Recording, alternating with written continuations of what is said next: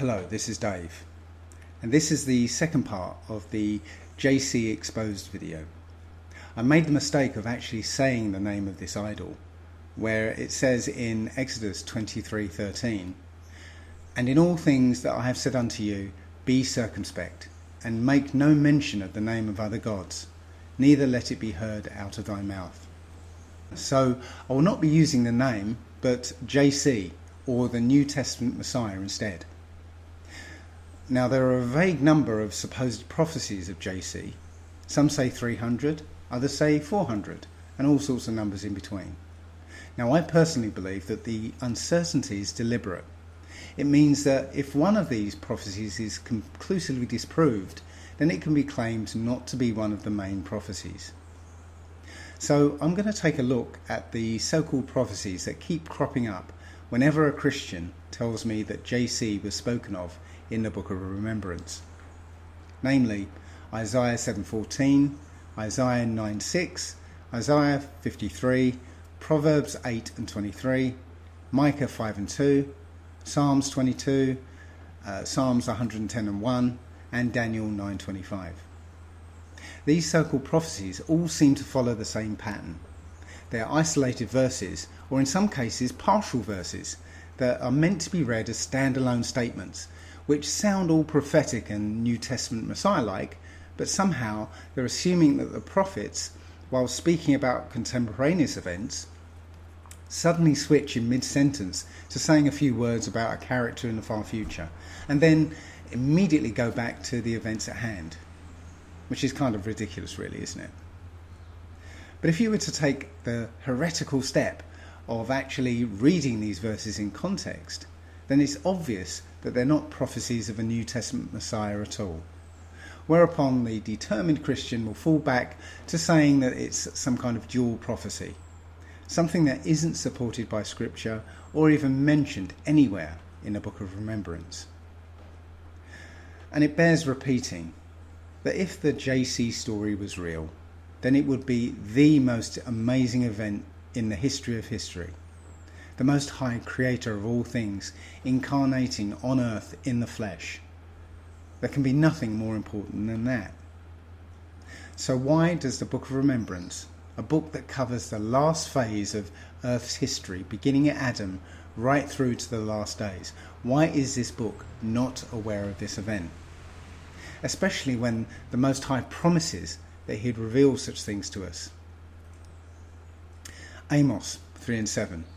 "Surely the Most High will do nothing, but he revealeth his secret unto his servants the prophets." The Book of Enoch also contains a complete record of events, with animals representing the various characters and people in those events. However, the New Testament Messiah is not represented at all. So according to the Book of Remembrance and the Book of Enoch, JC never existed, and there is no such entity as a New Testament Messiah. So let's take a close look at the supporting evidence that he did exist. So we're going to start by looking at Matthew chapter 1, verses 21 to 23. "And she shall bring forth a son, and thou shalt call his name JC, for he shall save his people from their sins. Now all this was done, that it might be fulfilled, which was spoken of the Lord by the prophet, saying, Behold, a virgin shall be with child, and shall bring forth a son, and they shall call his name Emmanuel, which being interpreted is God with us." So Matthew is referencing Isaiah 7:14, but right away there is a contradiction. In Matthew chapter 1 verse 21, an angel says in a dream that he shall be called JC. But then in verse 23, the Most High says that he'll be called Emmanuel. But we'll come back to that. Isaiah chapter 7 verse 14. "Therefore the Most High himself shall give you a sign. Behold, a virgin shall conceive and bear a son, and shall call his name Emmanuel." So this is an example of taking a verse in isolation and making claims upon it, just because it sounds right. In order to verify the claim, that it is a prophecy of the New Testament Messiah, we have to look at the verses before and after to find out the context. Isaiah chapter 7 verse 1. And it came to pass in the days of Ahaz, the son of Jotham, the son of Uzziah, king of Judah, that Rezin, king of Syria, and Pekah, the son of Remaliah, king of Israel, went up to Jerusalem to war against it, but could not prevail against it. So this occurred while Ahaz was the king of Judah, and he was attacked by the northern kingdom and Syria. Ahaz repelled the attack, but was worried that they should attack again. But the Creator told him that they would not. Isaiah chapter 7 verse 7. Thus saith the Most High, it shall not stand, neither shall it come to pass. The Creator told Ahaz to ask for a sign so that he would be reassured that he wouldn't be attacked. Not anything to do with JC hundreds of years later. Isaiah chapter 7 verses 10 and 11. Moreover, the Most High spoke again to Ahaz, saying, ask thee a sign of the Most High your power. Ask it either in the depth or in the height above. So Ahaz refused because he didn't want to tempt the Most High. So the Creator said he'd give him a sign anyway. Isaiah chapter 7 verse 14. Therefore the Most High himself shall give you a sign. Behold, a virgin shall conceive and bear a son, and shall call his name Emmanuel. In the Hebrew, the word for virgin is Alma. That's H5959. And it means young woman of marriageable age. But when it was translated into Greek in Matthew 1:26, it was translated as Parthenos, which actually means virgin. In Hebrew, the word Bethulah, that's H1330, that's the word that means virgin. Please note that JC was never called Emmanuel or God with us. But the prophecy continues. Isaiah chapter 7 verses 15 and 16. Butter and honey shall he eat, that he may know to refuse the evil and choose the good. For before the child shall know to refuse the evil and choose the good, the land that thou abhorrest shall be forsaken of both her kings. Nowhere in the New Testament does it say that JC ate butter and honey. But it does say that before this child gets too old, the kings that Ahaz fears will be no more.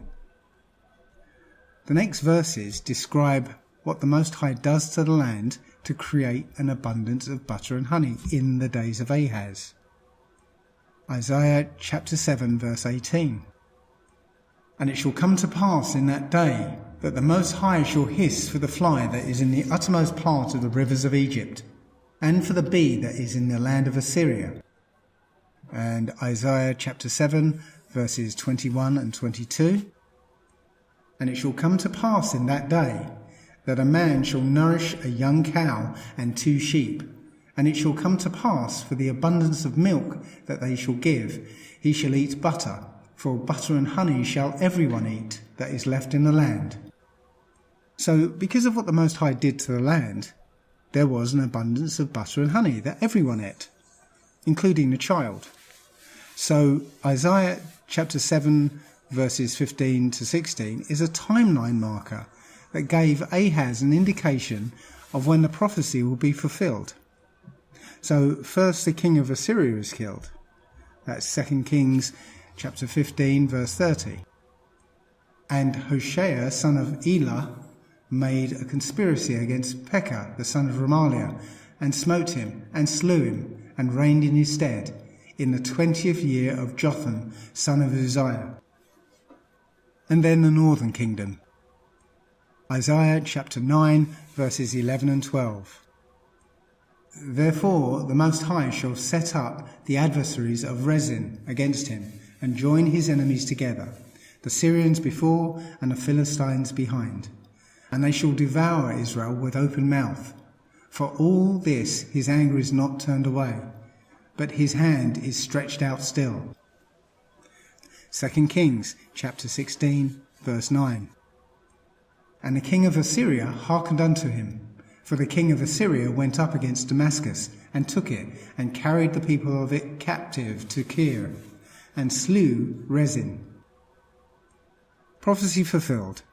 And the days of Ahaz, which is the historical context for all these events, end hundreds of years before JC. Isaiah chapter 14 verse 28. In that year that King Ahaz died with his burden. He actually died in 728 BC. In Isaiah chapter 8 verse 18, it says that Isaiah's children would be for prophetic signs. Isaiah chapter 8 verse 18. Behold, I and the children whom the Most High hath given me are for signs and for wonders in Israel, from the Lord of hosts, which dwelleth in Mount Zion. So Isaiah had 3 sons. Shear Jeshub means a remnant will return.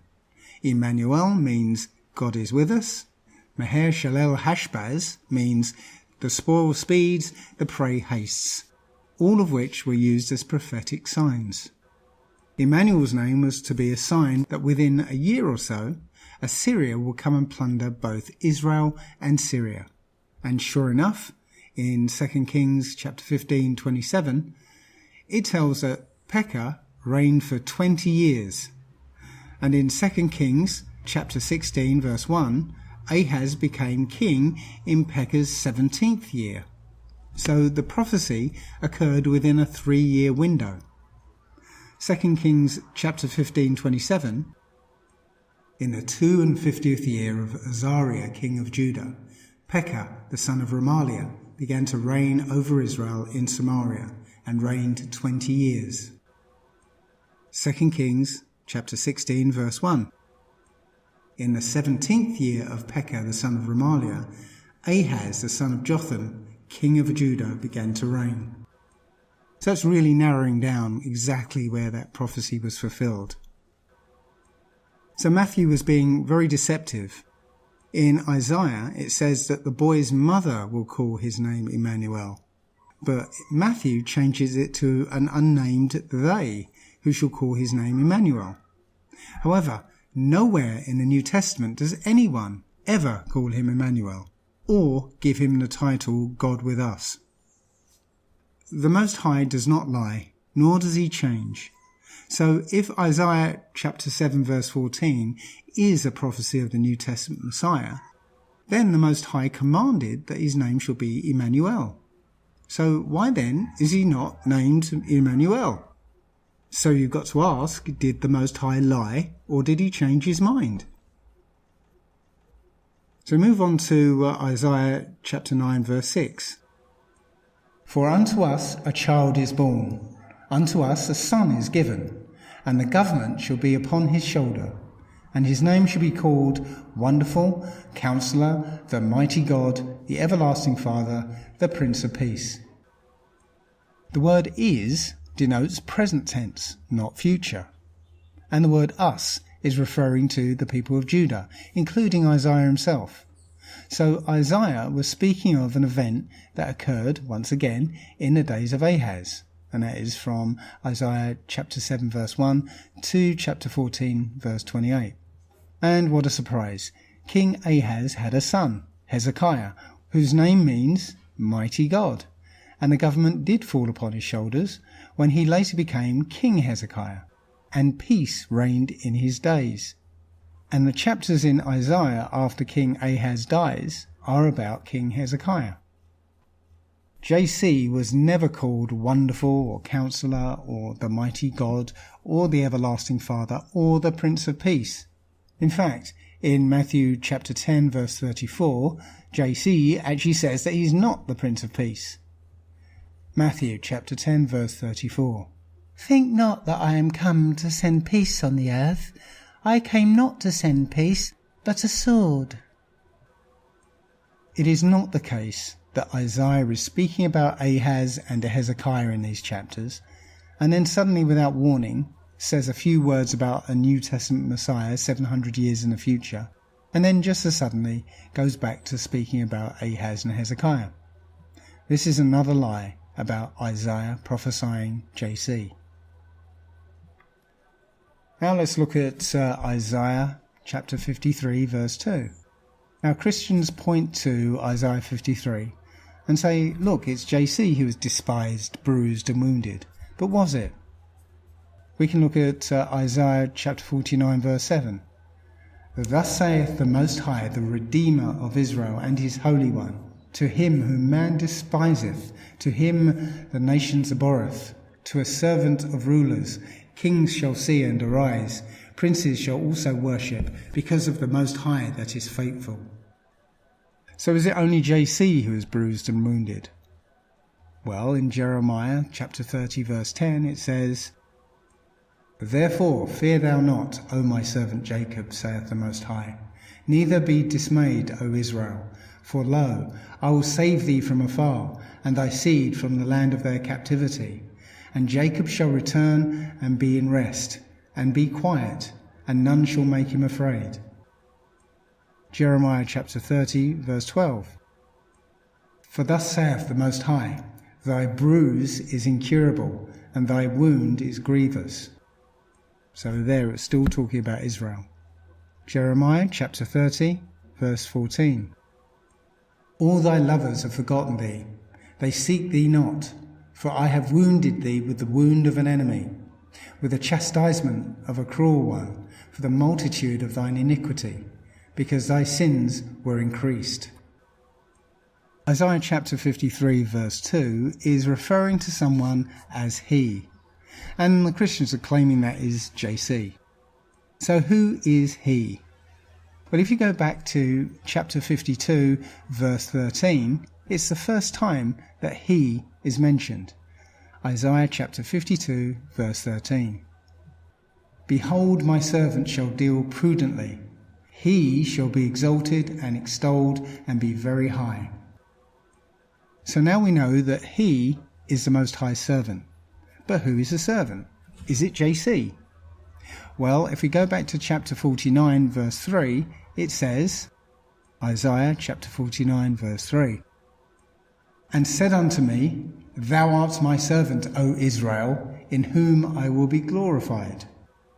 And there we have it. It's not JC after all. It's the children of Israel or Jacob. But can we be sure? Let's see if Isaiah mentions his servant again. Isaiah chapter 41 verses 8 and 9. But thou, Israel, art my servant, Jacob, who I have chosen, the seed of Abraham my friend. Thou whom I have taken from the ends of the earth, and called thee from the chief men thereof, and said unto thee, Thou art my servant, I have chosen thee, and not cast thee away. Isaiah chapter 48 verse 20. Go ye forth of Babylon, flee ye from the Chaldeans. With a voice of singing declare ye, tell this, utter it even to the ends of the earth. Say ye, the Most High hath redeemed his servant Jacob. Isaiah chapter 45 verse 4. For Jacob my servant's sake, and Israel mine elect, I have called thee by thy name. I have surnamed thee, though thou hast not known me. Isaiah chapter 44 verse 1. Yet now hear, O Jacob my servant, and Israel whom I have chosen. Isaiah chapter 44 verse 2. Thus saith the Most High, who made you, who formed you in the womb, and will help you. Do not fear, O Jacob my servant, Jeshurun whom I have chosen. Isaiah chapter 44 verse 21. Remember these, O Jacob and Israel, for thou art my servant. I have formed thee, thou art my servant, O Israel. Thou shalt not be forgotten of me. Isaiah chapter 49 verses 3 to 6. And said unto me, Thou art my servant, O Israel, in whom I will be glorified. And now saith the Most High that formed me from the womb to be his servant, to bring Jacob again to him. Though Israel be not gathered, yet I shall be glorious in the eyes of the Most High, and my Creator shall be my strength. And he said, It is a light thing that thou shouldest be my servant, to raise up the tribes of Jacob, and to restore the preserved of Israel. I will also give thee for a light to the Gentiles, that thou mayest be my salvation unto the end of the earth. So it's quite clear that Isaiah chapter 53 verses 2 to 9 are not about JC. They're speaking about the children of Israel. But beyond these verses, it continues to refer to he. Isaiah chapter 53 verse 10. Yet it pleased the Most High to bruise him. He hath put him to grief. When thou shalt make his soul an offering for sin, he shall see his seed. He shall prolong his days, and the pleasure of the Most High shall prosper in his hand. So what seed did JC have? And if I remember correctly, JC died around about 33, didn't he? Is that what the Most High means by prolonging his days? I mean, the Most High prolonged the days of Hezekiah 15 years. So if this is indeed a prophecy, then the Most High failed to deliver on his promises, and he did not prolong the life of JC. So did the Most High lie? Isaiah chapter 53 is talking about the children of Israel and has got nothing to do with JC. And now we can move on to Proverbs chapter 8 verses 23 and verse 27. Proverbs chapter 8 verse 23. I was set up from everlasting, from the beginning, or ever the earth was. Proverbs chapter 8 verse 27. When he prepared the heavens, I was there.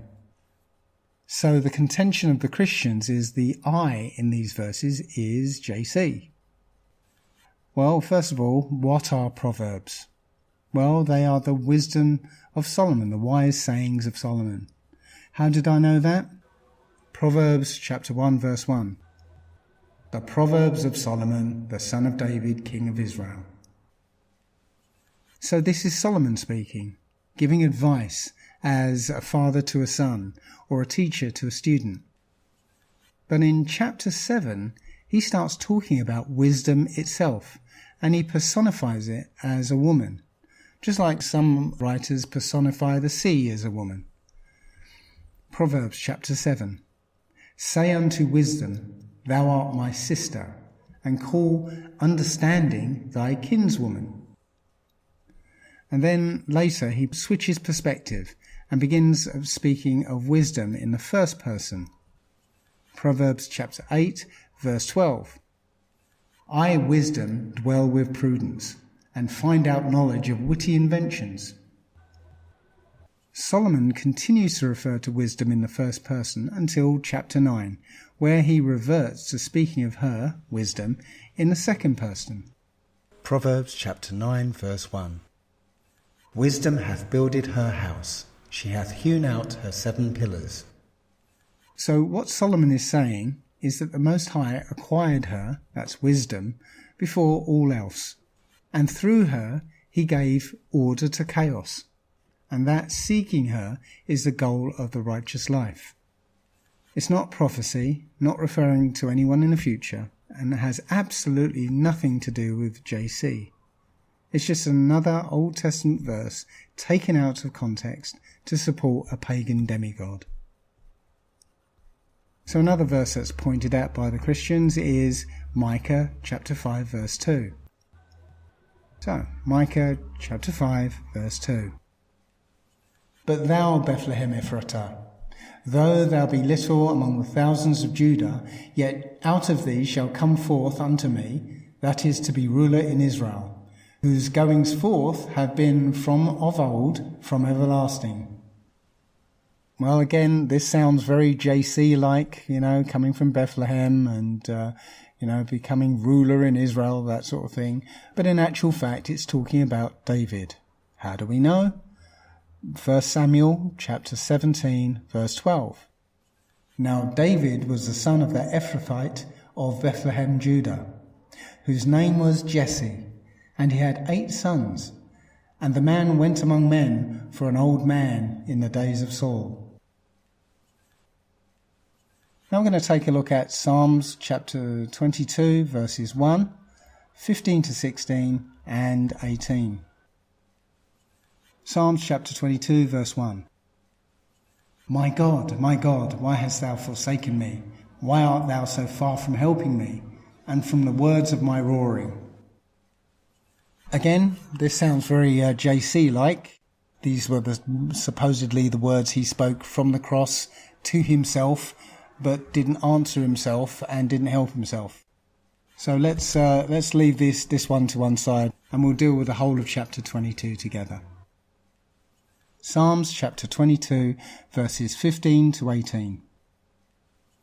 My strength is dried up like a potsherd, and my tongue cleaveth to my jaws. And thou hast brought me into the dust of death. For dogs have compassed me, and the assembly of the wicked have enclosed me. They pierced my hands and my feet. I may tell all my bones. They look and stare upon me. They part my garments among them, and cast lots upon my vesture.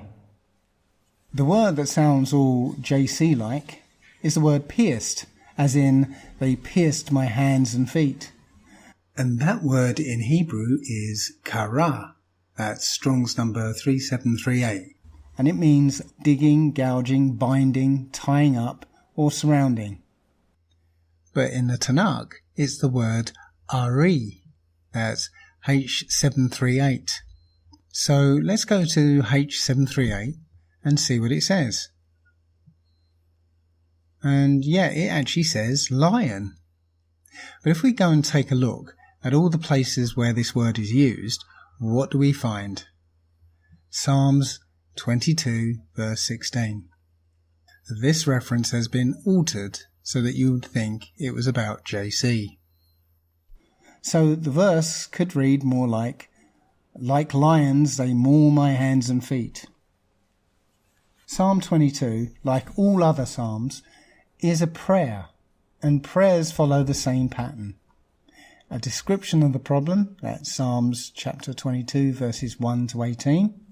A plea to the Most High for help, that's 19 to 21.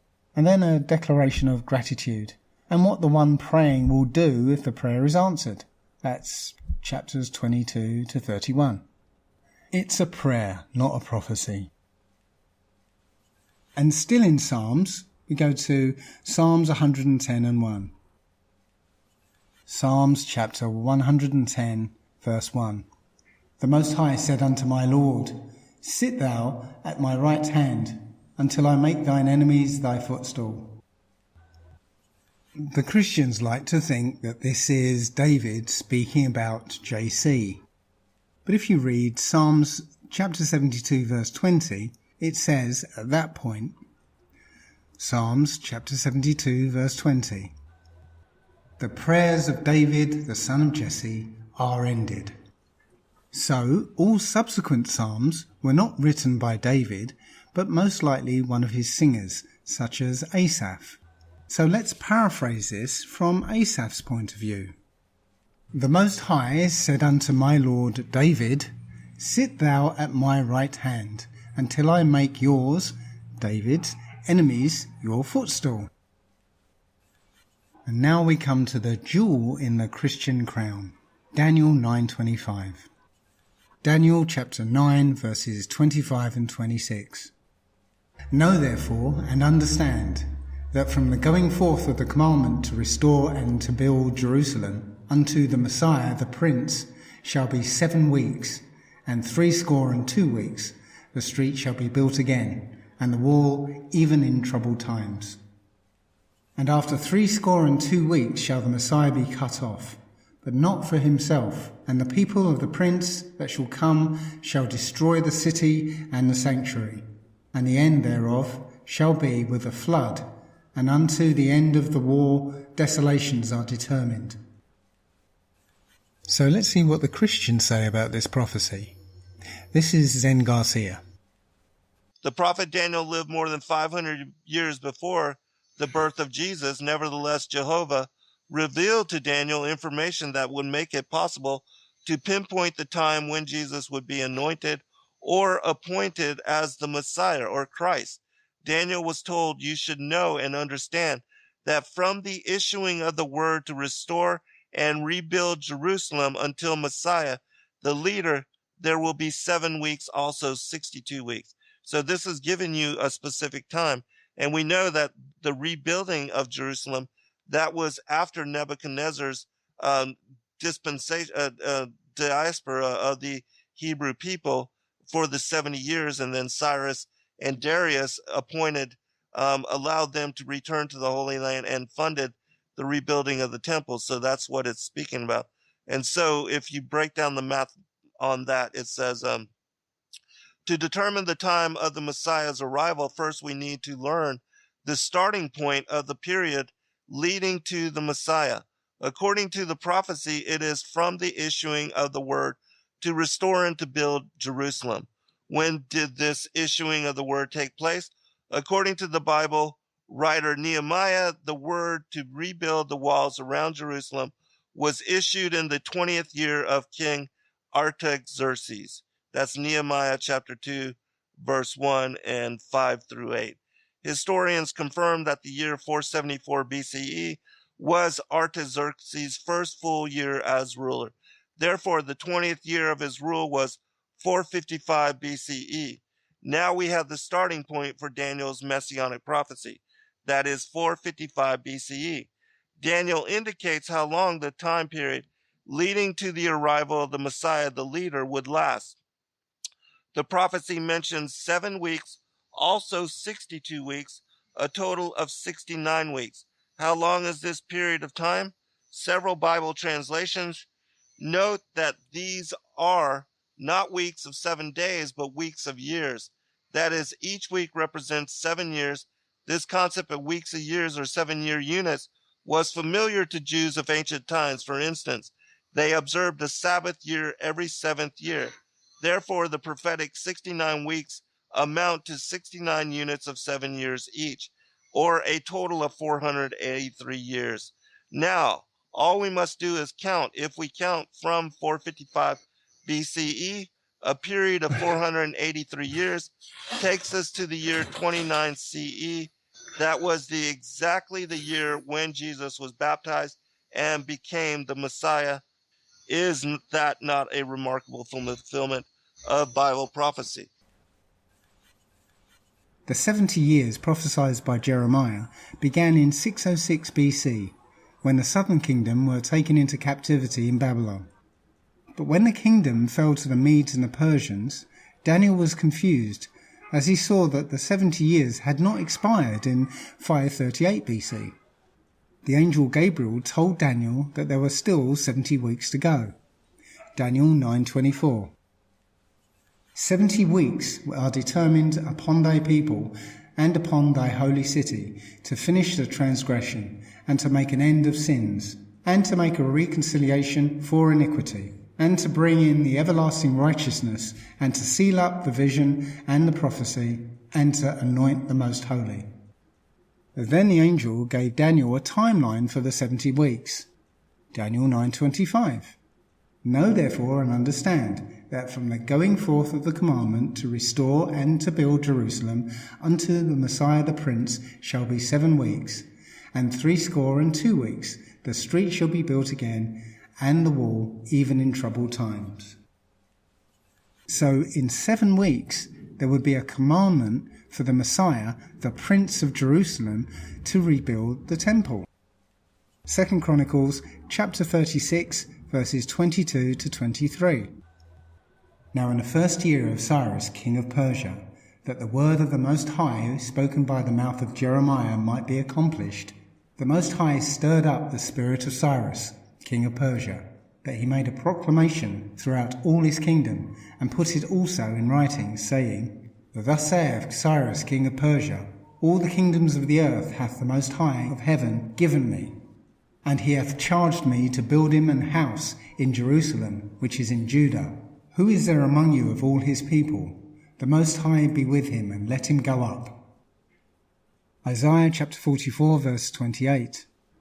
That saith of Cyrus, He is my shepherd, and shall perform all of my pleasure. Even saying to Jerusalem, Thou shalt be built, and to the temple thy foundation shall be laid. Isaiah chapter 45, verse 1. Thus saith the Lord to his anointed, to Cyrus. Wait, what? Did the Most High just call King Cyrus his anointed? I think we'd better check which word that is. Gasp! Shock! Horror! It's Mashiach. That means the Most High called King Cyrus his Messiah. This is an example of the translators picking and choosing whether to translate the word Mashiach into anointed or transliterate it into the made-up word Messiah.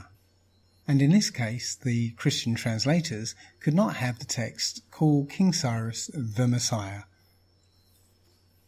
Anyway, back to Isaiah. Isaiah chapter 45 verse 1. Thus saith the Lord to his anointed, to Cyrus, whose right hand I have holden to subdue nations before him. And I will loose the loins of kings to open before him the two-leaved gates, and the gates will not be shut. I will go before thee, and make the crooked places straight. I will break in pieces the gates of brass, and cut in sunder the bars of iron. And I will give thee the treasures of darkness, the hidden riches of the secret places, that thou mayest know that I, the Most High, which call thee by thy name, am the power of Israel. For Jacob my servant's sake, and Israel my elect, I have called thee by thy name, I have surnamed thee, though thou hast not known me. This is where the Most High is playing chess with the characters of the Old Testament.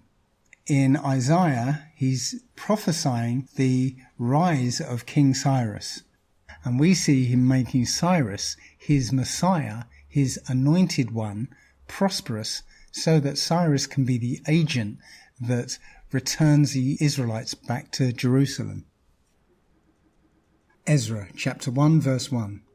Now in the first year of Cyrus king of Persia, that the word of the Most High by the mouth of Jeremiah might be fulfilled, the Most High stirred up the spirit of Cyrus king of Persia, that he made a proclamation throughout all his kingdom, and also put it in writing, saying, Thus saith Cyrus king of Persia, The Most High of heaven hath given me all the kingdoms of the earth, and hath charged me to build him an house in Jerusalem, which is in Judah. Who is there among you of all his people? His Creator be with him.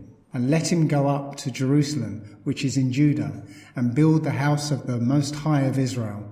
He is the Most High, which is in Jerusalem. And whosoever remaineth in any place where he sojourneth, let the men of his place help him with silver and with gold, and with goods and with beasts, beside the freewill offering to the house of the Most High that is in Jerusalem. So not only did Cyrus make a proclamation to send the Israelites back to their land to rebuild the temple, he also commanded the people who lived around about them to give them gold, silver and wealth, which seems to be a recurring theme when the Israelites leave slavery. They do so with great wealth. Ezra chapter 1 verses 7 to 8. Also Cyrus the king brought forth the vessels of the house of the Most High, which Nebuchadnezzar had brought forth out of Jerusalem, and had put them in the house of his gods. Even those did Cyrus king of Persia bring forth, by the hand of Mithridates the treasurer, and numbered them unto Sheshbazzar, the prince of Judah. Sheshbazzar was the slave name of Zerubbabel, the anointed prince of Judah. It's telling you that Cyrus brought out all the stolen treasures that were in the temple originally, that were taken by Nebuchadnezzar, and they were given to Zerubbabel to put back into the restored temple. Ezra chapter 2 verses 1 and 2. Now these are the children of the province that went up out of captivity, of those that had been carried away, whom Nebuchadnezzar the king of Babylon had carried away into Babylon, and came again into Jerusalem and Judah, every one unto his city, which came of Zerubbabel, Jeshua, Nehemiah, Sariah, Reliah, Mordecai, Bilshan, Mizpah, Bigvai, Rehum, and Baanah, the number of the men of the people of Israel. So Daniel is talking about Zerubbabel, the Messiah, Messiah means anointed. Zerubbabel was the anointed prince of Judah, not JC. Ezra chapter 2 verse 64. The whole congregation together was 42,303 score. The remnant that returned with Zerubbabel, prophesied by Isaiah's son, Shear-Jashub, a remnant shall return. Daniel chapter 9 verse 26. And after 62 weeks shall Messiah be cut off, but not for himself. And the people of the prince that shall come shall destroy the city and the sanctuary, and the end thereof shall be with a flood, and unto the end of the war desolations are determined. In Ezra chapter 4, it tells how the enemies of Judah petitioned Artaxerxes to stop the building work in 535 BC, the third year of King Cyrus. Ezra chapter 4 verse 21. Give ye now commandment to cause these men to cease, and that this city be not builded, until another commandment shall be given from me. So, exactly 62 weeks after the return to Jerusalem, in the third year of King Cyrus, the building work was cut off. So the Christians who point to Daniel chapter 9 and claim it is a prophetic timeline of the activities of JC are in error. They have added to the scriptures and decided that wherever it says weeks, it doesn't mean 7 days, but a week of years, despite the fact that it's clearly talking about a timeline for the return of Judah to Jerusalem and the rebuilding and the subsequent cutting short of the building work. It's actually talking about another Messiah, which is Zerubbabel, going back to the land and rebuilding the temple. And all that occurred right on schedule. These are just a few of the supposed prophecies of the New Testament Messiah. And I keep using the phrase New Testament Messiah because it's an entirely different entity to the Mashiach or Messiahs described in the so-called Old Testament. They were just people who were anointed to perform a task for the Most High. But the New Testament Messiah is supposedly a saviour, an avenger, high priest, king, the immaculately conceived Son of the Most High himself, and a human sacrifice who died for everyone's sins. All of which contradicts the express word of the Most High. The Most High promises that he will always let us know what he's going to do. Amos chapter 3 verse 7. Surely the Most High will do nothing, but he revealeth his secret unto his servants the prophets. So why isn't the New Testament Messiah clearly revealed by name in the Book of Remembrance? After all, King Cyrus was prophesied by name 200 years before he was born. So why isn't the most significant event in history not spelled out in this book? Is the New Testament Messiah less important than King Cyrus? Well, a Christian attempted to answer this question for me by saying that his name had to be kept secret so his enemies wouldn't know about his coming. Now, apart from having no scriptural basis whatsoever, it's an interesting theory with just 5 tiny little flaws. Joshua son of Nun, Joshua the Beth-Shemite, Joshua the son of Josedek, Jesus the son of Sirach, and Jesus the father of Sirach. This was no secret name. So how can anyone believe this demigod story? I mean, in Mark chapter 11 verses 12 to 25, it tells how JC was hungry and approached a fig tree, only to find out it had no figs because it was out of season. So he cursed it and it withered away. So if JC was the Most High, why didn't he know that the figs weren't in season? Why did he curse a perfectly good fig tree for doing exactly what it was designed to do and only bear figs in its season? And if JC could wither a tree with a curse, why didn't he just command it to bear fruit? None of it is believable. In fact, in order to believe the New Testament at all, it means you also have to believe in the following. that the Most High lied when he said, "Thou shalt not have any other gods before me," and that he actually meant to say, "except Jesus." That the Most High lied when he said that no man can die for the sins of another.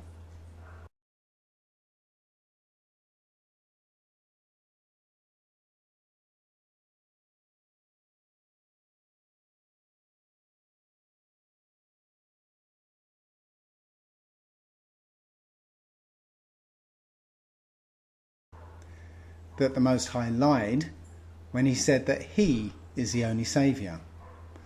Not once, but 6 times.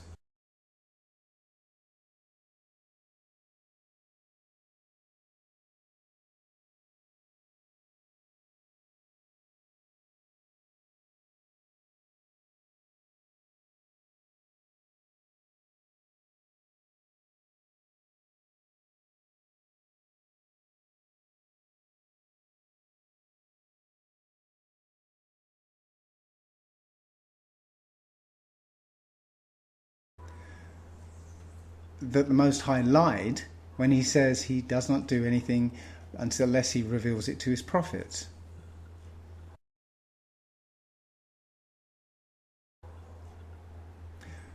That the Most High lied when he said that human sacrifice was an abomination.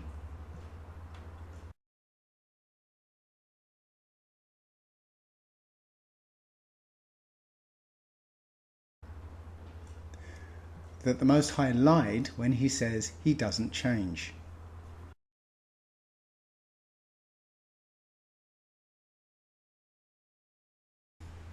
Think about it. If your New Testament Messiah died for your sins, then why will there be a judgment of his people when the Most High comes? Also, in Deuteronomy chapter 6 verses 13 and 14 it says, "Thou shalt fear the Most High and serve him. Thou shalt swear by his name. Ye shall not go after other gods of the people which are round about you." Yet people say the words Yahweh Bahashem Yahweh Shai, which means the Most High in the name of JC. I have a British passport, and on the first page it says, "Her Britannic Majesty's Secretary of State requests and requires in the name of Her Majesty all those it may concern." Now in that sentence, the one that has the authority is the Queen and not her Secretary of State. The first individual is subordinate to the second.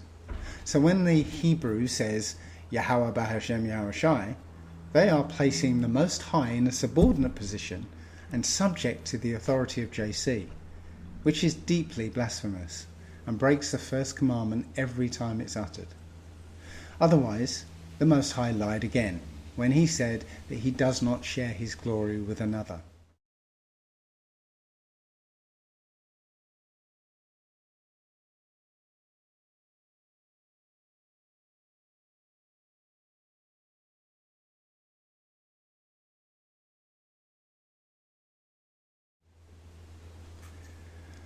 Brothers and sisters, you're being fooled. You were born into this religion. Think about it. If you'd been born in India, then you'd be a Hindu. Or in Iran, you'd be a Muslim. And had your parents taken you to the temple or mosque every week, week in, week out, then you'd be clinging on to Ganesha, the blue elephant god, or Allah, the Ishmaelite god now. Your parents indoctrinated you because they themselves were indoctrinated by their parents, and so on and so on. But if you keep going back, you'll eventually end up at a man who is forced into accepting the New Testament God of the oppressors. He was whipped and beaten half to death and terrified by the horrific tortures inflicted upon the slaves that refused to accept it. During the Spanish and Portuguese Inquisition, hundreds of thousands of people who looked just like you suffered cruel, sadistic torture before being burned alive at the stake, because they'd rather endure the pain and mutilation and death than bow to this new God. How ashamed they would be to see their descendants so zealously reject the Most High, as they ignore the 4th commandment and march into pagan churches on the day of the sun god, and break the 1st and 2nd commandments, by worshipping idols of wood and stone, and putting this New Testament Messiah before the Most High. Is it any wonder that this captivity has lasted 400 years, when the Most High's people continue to do the very thing that caused them to be punished in the first place? I know this seems like a difficult thing to do. After all, the pastor that has become obscenely rich from your tithes has filled your head with images of hell and damnation and lakes of fire if you don't continue to believe. But tell me, why hasn't the New Testament Messiah helped any of us at any time over the last 400 years? Are we not still being gunned down in the streets by police? Are we not still being railroaded into prison by a justice system rigged against us? Are we not still being targeted by race-specific diseases and preyed upon by pharmaceutical corporations? Are we not still having police called on us for living our lives by white people who are hoping to see another police execution of a dark-skinned man? If you read the Book of Remembrance without this pagan idol in your heart, you'd understand why we've been in the position we're in for 399 years and what we need to be doing today. The earth has been given into the hand of the wicked, and the wicked rule of Esau began around 1492 with the Renaissance, the rebirth of white rule in Europe. Esau's blessing was that he was to live in the best places in the world and live deliciously, but he would gain everything by the sword, rampaging across the earth for 500 years, killing, maiming, torturing, raping, lying and stealing. Look what's happened to the earth under the rule of the wicked. Massive deforestation, animals going extinct, hundreds of thousands of birds falling out the skies, millions of dead fish washing up on the shore, lush farmland being turned to desert, water poisoned, air poisoned, the plant life genetically modified, humanity twisted and perverted.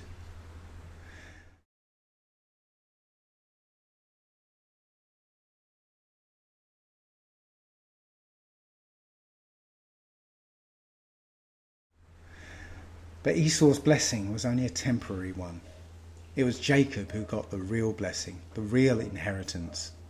And so Esau's world is coming to an end, and it can't come fast enough. As much as I hate to quote the fraudulent New Testament, one verse seems to fit this situation exactly. Matthew chapter 24, verse 22. And except those days be shortened, there should be no flesh be saved, but for the elect's sake, those days shall be shortened. And they have been. Esau's Roman Empire, the Fourth Reich, the fourth beast, did not get 1,000 years of rule. The earth and the people on it could not endure another 500 years of constant war, bloodshed, perversion, pollution, hatred, greed and wanton destruction. So we see their world crumbling. And now the world is waiting for Judah to awaken. The whole earth is holding its breath, waiting for you to rise up and take your rightful place. Quam Yasharallah. Quam Yasharallah. Shalom.